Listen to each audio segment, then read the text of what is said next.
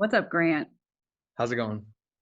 Okay, so lay it on me. Like, let's get real of real. And, like, why don't you tell me a little bit about what burnout felt like to you and, like, take me back? For sure. I mean, I didn't just build this, $1 million company, with a really clean strategy. I did it in like the literal pits of trauma. I mean, obviously I shared a little bit of my story, but it came from, having a stepfather that is paralyzed with an amputated leg, Bronze Star vet that got hit by a negligent driver. So my life kind of flipped on a dime.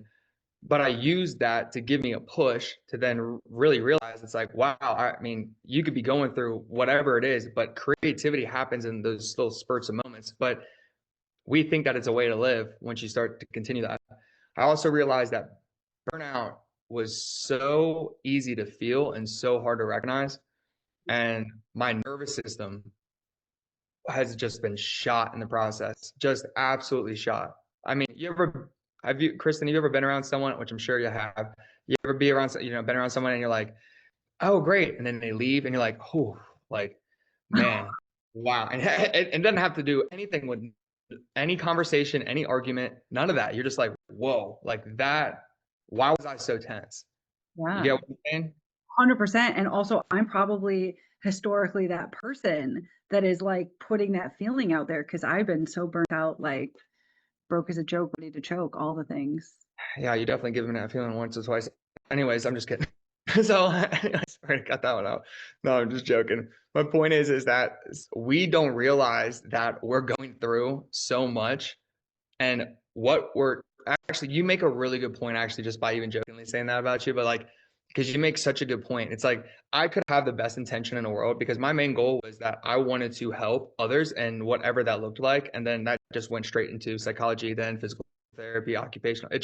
It took off from there. But the point was, it was that the trauma or the darkness, the other side of the fence allowed me to take a different perspective into what growth meant at the moment, meaning that I knew I wasn't buried, I was planted. I didn't know what growth meant. So if I wasn't going to drown, I knew that and thinking to myself, well, if I'm so burnt out, my nervous system is so shot up, but what I'm doing is helping others do whatever that is. I could be attracting and giving them something that I'm completely not intending to mean, which is why I feel like a lot of burnouts are tough to talk about. I mean, how many relationships, mine, myself, I mean, I made multiple mistakes. I went through marriage. I went through, a divorce.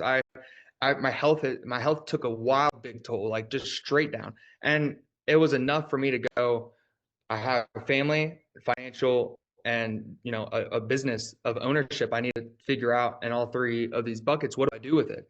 But Oh, one of them has to go. pause though, because I think I don't want to over, isn't it interesting? Like you and I are out of the burnout stage or like in one capacity or another. I lost my hair, like literally lost my hair. So like I don't like what was it like? It's so interesting because those of us who are on the other side of something, we're like, oh yeah, it was like this bad, but like we're trying to like surface it still because I don't know, we don't want to talk about it, but like really what was it like? Because you're saying these things that were really bad, but how did it feel? Because I know people watching this video are going to resonate with that feeling. Yeah, it feels like you know that you shouldn't be burning alive while you're burning alive. It's it's knowing that every bit of the pain and the alone and the dark are just trying to maintain this hell that you think that you have to just now live in. It's so complex that, like I said, talking about it is just something that doesn't seem like there's any options out there. That's why I feel like so many people bite onto the first bit that shows them just a little bit of freedom. And it's like, but it's temporary. It's going to keep you in this loop. It's a system that give you a little bit of hope, but just enough to then shut you back down. So what it felt for me was demoralizing. I had to completely take all the ego that I had to have throughout those dark moments to create what I've created and then lose it all and then just completely gut it back. I mean, I don't really know what other word of burnout could be the ultimate sense of alone. I mean, you forget all the good that you've done in life. You forget all the struggle and the accomplishments that you've overcame and were able to do when you're already stuck in it. And that's why when you start to have awareness of it, your body's already taken that toll now for a long time. That's where you pull the plug, you hit the brake. Mhm. Yeah. I'm sure you felt like that and multiple times. So if your hair is falling out, I'm sure like with a marriage, especially for me, it was like communication was it's my biggest thing. Like communication is it has to happen, right? For whatever, for no matter what it is, communication is big. But a lot of conversations happen without communication if you're both not on that same page. And struggling in silence is the hardest thing to do when you don't know how to win out loud. Yeah. I know for me, I lost my job. At the same time, we were renovating a house 2,000 miles away, all the way across the country without money in the bank. At the same time, my marriage was falling apart. At the same time, my children were like 2 and 4 still. Like at the same, we literally right at the after COVID. So COVID, there's all that too. I was unhappy with the way I looked. I was unhappy with the inside of my body. I was unhappy. Everything was like everybody else's fault. Accidentally, I had just gotten to this horrible place that I couldn't get out of my own way. And I think that it's um I don't like to talk about it either, but I think it's so Yeah. fascinating for people who are still in it to know that there is hope, that there is another side, that like that's why we're here talking. And I can't tell you how many times that I'll have the dreams and, like I said, that nervous system gets shot and your body's just it's buzzing. And you'll have those dreams that will just they'll completely gut you out and you'll wake up exhausted. You're going to bed exhausted. It's like but you'll have those dreams of almost like it almost feels like well the word imposter syndrome is interesting because you can use it in a lot of different contexts, but one of them for me while burning out was can I actually take steps back? Like, can I do that? Like, am I allowed to do that? Like, is there like, because I've just put all my blood, sweat, and tears, marriage, and all of that just completely had to get burned out for then me to reinvent something that's completely just way beyond I even thought was, going to be there in the first place. But yet I couldn't see that vision, not even for a glimmer. I had to just, that survival instinct takes over everything. But if you don't allow it to truly give out, then you're ruminating by stopping yourself in that flow, and then everything becomes just anxiety to have anxiety or stress because it's stress. It's interesting, we have such a hard time being able to conceptualize the small most meaningful moments with family and the small meaningful moments of smiling and not wondering why am I smiling or those dreams that they just shift. It's like when you have a dream, yeah, where like you're fighting and you're punching, but like there's punches you just can't quite get off. And it's like, oh, like it's like right there. And you're like, I just want to punch. I can promise you one thing. Once that burnout goes away and you give yourself a different purpose, you're out there just slinging, beating ass. I'm just gonna say that straightforward. You're out there with full ownership. It's like sometimes you just gotta feel it in the hands first for then your mind to be like, okay, this is real. Because like it's just like our inner child inside of us. It's like we think, oh, everything's safe, everything's okay, but we're burning alive and we can only we tell ourselves that stuff in a traumatic response, but we do it far more when we're growing up.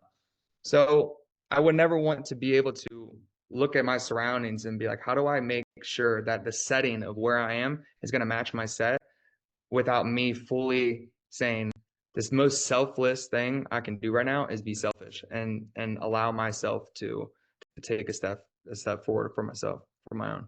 Crazy because like in burnout, we're often chasing something else instead of rest and restore, which is what we should be focusing on.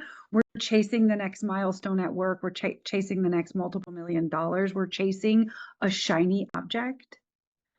And yet when we finally rest and restore and like get well within us, that's where fulfillment comes from. And then real wealth in all capacities, both money and relationships and communication.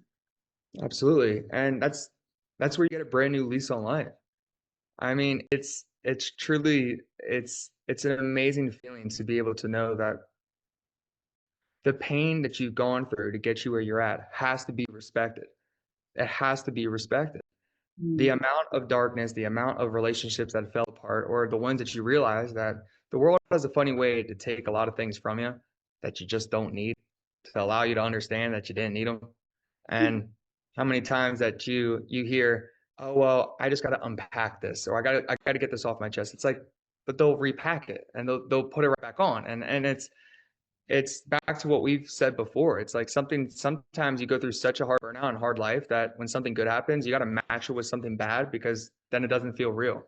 It's like it's really interesting to just sit in something that is a whole lot of everything and a whole lot of nothing at the same time. You don't need to find evidence to what you're doing is, this big meaningful thing. It's like what you're doing is creating a completely different, decimal to your paycheck. And now you're going to be able to, really stack up time and money for it.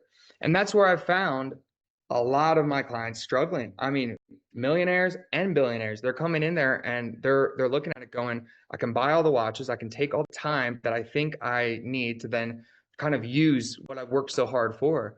But yet they find themselves losing the simpler things in life, how to slow down. And I've found that with the physical, it's interesting. I've had a client come in there, and the first thing she says, she's like, I want to lose weight. I want to get a boob job. I want this. I want that. I mean, it was just a ton of things just at one time. And then I ask, okay, well, what does that home look like? Oh, well, I'm stressed, and my job is, she was the owner of a dentistry place, and so she's running around, but her back, you can tell, it's like she's just grinding. And so I have her do something like no matter what, all the mental, all the psychology like that goes behind this. I'm talking the first 5 minutes of not even knowing someone. It's giving them something like picking up a very small pound weight, showing them how to do it properly. It takes 10 minutes, 10 minutes. And you would think, what does that have to do with anything? I tell her, you got to go back home and you pick up your child the same way. That's your homework. Is that every time your child comes running at you, I need you to get down, knees behind your toes, get a good squat in and lift them up. That's it. That's for that moment. I knew when she came in, there was too much. She had way too much on that plate that she was so burnt out that she thought the more I stack on that plate, then the more I'm going to be able to eat. And it's like that's not how that works at all. So once that 5 minutes go by and she can come back and she's like, Grant, you won't even believe how high I'll pick up this kid. Then you start opening up what other things correlate to one another. It's like, oh, this is why I'm feeling so stressed. It has nothing to do with. It's like, but it does. It's interesting. You start to become truly the main character, but then a director at the same time. You can really start taking ownership in your whole life and make what you want and have time like you need. Something that you've taught me is like like the concept of staying steady, right? So that not to chase the high highs, but also not to like, what's the right word? Like stay in the low lows. Right. The thing we should be focused on more, and this goes back to overcoming burnout and staying in like a rest and restore state, is trying to be even keel, middle ground. Like the highs are highs and the lows are okay, but like ultimately, how do you stay steady? And I think that's what you're talking about here. Absolutely. I think that's well, and that's it. And it's interesting. I think flow is like the word currency. That has to be. I mean, that's all what it is. They always say, a ship will sink from the water that comes from within. Mm. And I don't know many captains that would intentionally steer into a wave. So a lot of the times it's like if you're trying to fight against what you know is about to come, you're going to crash. Now, if you know what's going to come, which is your time's going to become less, the money's going to cap. There's going to be some point where then we're just maintaining the low. Mhm. So I don't know. Sometimes I say just get out the boat and jump. It's like just jump. Like see if you can swim because half of the time when you're already in that deep water, you're doing backstrokes and there's everybody else around you ankle deep with their face in it saying that they're drowning. And it's like that's not the case either. It's like it's noticing that currency has to be redefined in a completely new light. Your transformation has to come with you understanding that those same words are going to mean something completely different. Because with these multimillionaires or just anybody that's just it's like go, go, go, trying to work and operate a family and a life, they'll get stuck doing a $10 an hour job for Mhm. their days and weeks. And they have no idea why other things aren't getting done the way that they want them to. It's like, you got to give yourself the job title that you deserve and sure as hell not give yourself a job title that's not worth what it is. And how do you tell those difference? Are you at a low or are you just cruising up top? Because if you start to fight the current again, it's going to take you down. It's going to take you down. It takes more effort after we get past the burnout and we start showing you the first step. You are watching your own steps now going forward. So yeah, at some point, I'm kind of shifting gears for a second, but it's like everybody needs a guide to be able to tell you that you're not lost, that you're okay right where you're at, but then Mhm. also tell you, hey, look, for every step that we're taking down a path that we know is for the rest of our life, you get to watch your own steps. So I'm not telling you anything that you don't know. I'm just allowing you to say you can have the permission to watch your step, those words of confirmation and, confidence that build along the way. So if you feel like it's not possible, we show you that it is, and we'll tell you why. And it's for everybody very specifically. But there's one thing all uncommon is that what needs to change is the belief and the faith by the confidence of what you bring to the table, and not playing chess with other people's reactions, you Yeah. know? Well, something that you're making me think about is, oh, isn't that interesting? Like, I thought I had hit rock bottom because of, losing my job and all these other things happening at the same time. And so then 9 months later, I took another job thinking, oh, okay, I'm in my own way. Let me get my ego. At that point, I had gotten some mental health help. So I was already on the path to healing, but I was like, let me just get my ego out of the way. One of my clients presented a job to me that felt too good to be true, and I was instantly miserable. And so luckily, it was only for about 4 months. And then it didn't work out. But in that period of time, and like the day that it was finalized to not work out, I decided that nobody else's opinions pay my bills, and that this was my line in the sand moment, that no matter what, like I was going to work for me, it meant like working for myself and also scaling back my work hours to have a bigger impact and to be more fulfilled. But I think like so often we think, oh, we overcome that first round of burnout, right? And like that must be it. And now what you're talking about reminded me that there's always like the peaks and the valleys, and it's learning how to ride the wave. You really could not have said that any better. And that's amazing. Like when you're able to draw that line in that sand, it's if you don't take time to notice that you just created a boundary that, you know, will essentially keep you from burning out. And as you continue to draw them, if you don't take time to look down on it, then what was the point? Mm. Sometimes it's just safe enough and it's just good enough to get you out. But if you don't take the time to actually realize that, oh, I don't have to go back in, like that's huge. I mean, that's the whole part. I feel like a lot of us just we get trapped in our own ego to think that if I got to do everything for everybody to make and do, then I'm just going to power through it. I'm going to sacrifice this. I'm going to suffer. I'm going to get to the point to where it doesn't matter because I'm doing this for blank. It could be family, it could be whatever, but it's anything but not you. It's everything but you. That's where everything gets clustered up. And yeah, I it was gonna takes say, a lot of that's practice. when I found, sorry, that's when I found my coach. That's when Right. I found my next coach.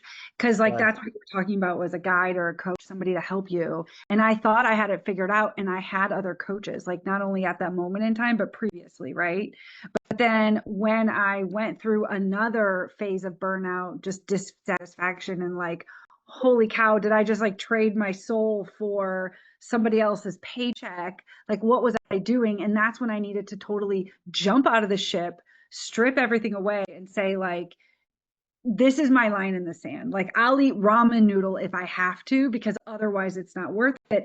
And then I found a coach, and that coach allowed me to scale beyond my wildest dreams. See, and that's amazing. And that's exactly what that's exactly it. A coach that knows so well, to the few people out there that have the courage and that have the strength to say, I'm going to do this life on my own. I'm just going to deliver something. I'm going to do it myself, no matter where that comes from, but it comes from within. You're flying the plane, while you're building it. When it starts to burn, you're not focusing on the interior design of what is going on, which we all do. We will take focus onto something because it feels productive, and it's not. When sometimes you got to jump out, you forget that you got a parachute. And half of the time, when you're next to someone or a coach specifically, it's okay to be able to jump out and realize that no one else that you thought what that was in there, no one else is in there. It's just you against you. Every day, it's just you against you. So however hard you want to punch, that's great. It's however hard you want to take that hit, because you got to be able to jump. And I also have the courage to know that what you've built is up to you for if you want to crash it down or you want to grow it and expand it.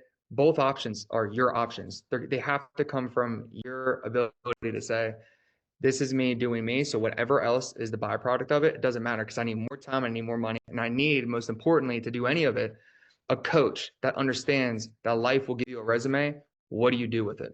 So what does real success look like? And how does it feel? And how can you sit with it and not question who you are every day you wake up? That's the type of gift that you get, and that's priceless. If we can promise anybody anything, it's priceless moments that you get to live in and bask in and soak in for the rest of your life. That's all what that is. Time and knowing what you can do for yourself to then give to everybody else is how the well keeps getting filled up. It's how you keep filling up that cup. It'll never go out into a drought ever again in your life. So Right. what you don't have to worry about is that it never ends. Because now you're not chasing the highs. Exactly. And you're not stuck in those lows. Absolutely. Mm. Okay, Absolutely. anything else? No, that was beautiful. And I really hope that someone out there will say, that's me. And I needed to hear that. And that's all it takes. Sometimes it just takes a different perspective to go, yep, I needed to hear it.